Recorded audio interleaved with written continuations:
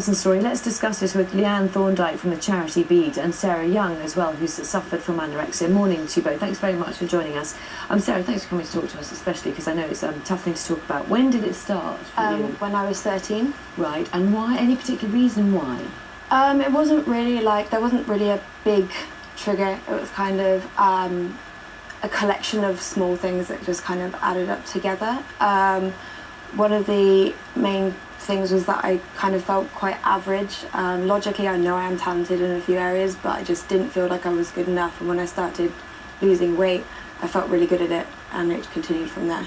And I know you've had a long experience, a bad experience with health professionals in terms of getting help, people listening to you at all.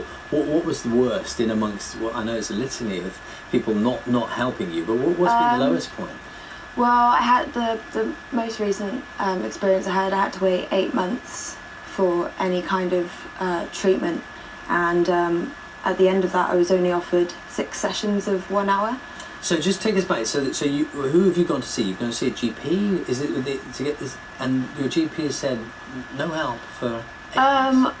Well, I went to see a GP who he didn't really want to give me a referral, even though he'd had an email from another specialist team saying that I should have a referral. But at that time, I put on a bit of weight by myself, and then he said, "Well, your BMI is now in the healthy range, so what's the problem?"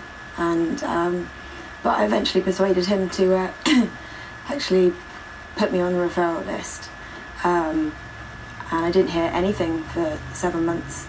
And in that period of time, how were you? I was okay actually, because I'm pretty good when I decide to do something. I really put my mind to it.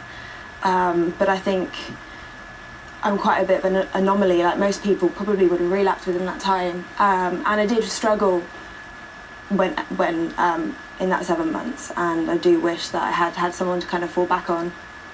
So it's really obvious, Leanne, that Sarah has been really proactive in this, much to her benefit. But what you find is her story is she's not alone in this and having to wait a long time to get help. No, we knew it was a problem. People were telling us on our helpline and in our support groups that this was a real problem waiting for treatment. So it's why we did the survey, and the findings were absolutely shocking. People having to wait this long with a serious mental health condition.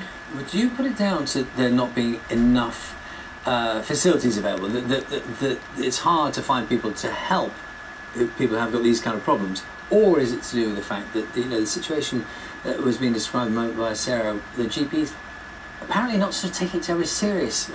Where does the problem lie? There's a whole range of factors, to be honest. I mean, we do still hear about GPs that aren't taking it seriously, don't actually know a lot about the illness. There's also not enough treatment centres across the country, so there's people often have to travel a long way. And then you've got the issue of the waiting times. There isn't a waiting time target for mental health conditions, and when you consider eating disorders have the highest mortality rate of any mental illness, people are having to wait and they're getting more ill before they're seen, and it's just a crazy situation. And you talk about people having to get more ill in order to be seen. For example, you said your BMI was okay, so if it hadn't been okay, might have you got treatment more quickly? Probably, yes. Yeah, I think people don't realise that the weight loss is a symptom. It's a mental illness primarily, and people need to realise that. Still a lot of misunderstanding about eating disorders generally. Yeah, an awful lot of misunderstanding. People don't realise that it's a mental health condition, that it is very serious, that it has the highest mortality rate, and that it needs to be treated that way. And people think it's just, it's just girls being silly. It's not just, it's all ages, all backgrounds can suffer, and we're seeing more actually males and men come forward as well with the condition. And Sarah, what about now? I mean, how are you at the moment? Well, physically I'm healthy. Mentally, I still wish that I was having some kind of ongoing treatment to kind of help me. It's very interesting, isn't it? Because I'm sure there'll be people watching this now thinking along the lines you've just described, thinking, you look fine. Yeah. That's in essence part of the problem. That is the problem, yeah, definitely.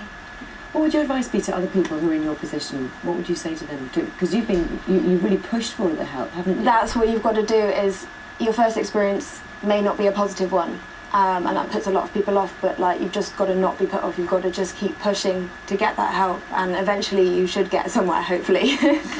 Sarah, thank you very much for telling us your story, and thank you as well. Thank you. Best of luck as well. It is a